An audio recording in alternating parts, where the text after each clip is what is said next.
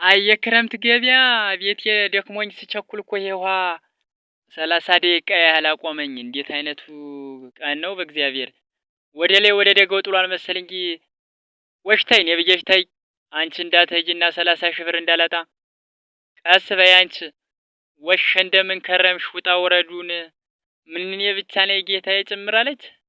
አወሸ ተሰቃየን እኮ እኔና አንቺ እንዲሁ ወይ መኪና መንገድ ተሰርቶ አይገባልን ተሰቃየን እኮ እንዲሁ ቢያንስ እንኳ ይሄ ውሃ ቤታችን ቶሎ እንዳንደርስ እኮ እያደረገ ነው። እስቲ ቀስ እያልህ ይሄ የክረምት ነገር እኮ አስቸጋሪ ነው። እግርህን ውስጥ ለውስጥ አንኮራተው እንጂ ብድግ ታደረግከው ይሄ ያለት ውሃ ክፉ ነው። አያሻግርም። አንዴ የተወደቁ አያነሳም ሰው ከዚህ አለት መፈጥፈጫ ነው። መዋኛ እንኳ የሌለው ውሃ አስቸጋሪ ነው። እንዲሁ የሰውስ በድልድዩ ይሻገራል። ለከብቶቻችን እንኳ ድልድይ ቢሰራላቸው ጥሩ ነበረ። ሞትና ውሃ እያስተሳቀን የሚወስዳል ያገሬ ሰው። እስቲ ቀስ በል እንደው ይሄ ደጋ ዝናብ ጥሏል አሉኝ ጮቄ ደጋውን ጎርፍ ያመጣሽ እንደው ከወንዙ ልሆኑ አለ።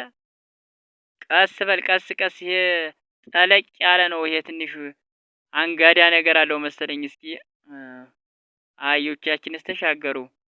የዛሬውንስ አለፍ ነው እንግዲህ ደግሞ የነገውስ ፈጣሪ ያውቅልናል። እንዴ ደግሞ ይሄ ያኛው ውሃ ሞልቶ ታላገኘ ነው። ይሄንንስ ተሻገር ነው። ያ ቀለል ይላል ቢያንስ አለት አይኖረውም። ይሄ ነው አለቱ ክፉ ነው። ይሄ ረ ተወደቀ ሰው እኮ እዚህ ጋር እንዲሁ አይነሳም እኮ እናንተ። ረ በስመ አብ። ለማንኛውም አድማጮቻችን ላይክ አድርጉ፣ ሰብስክራይብ፣ ኮሜንት ጻፉ። እስኪ እዚህ ኋላ የሆነን የቀረጽነውን ቪዲዮ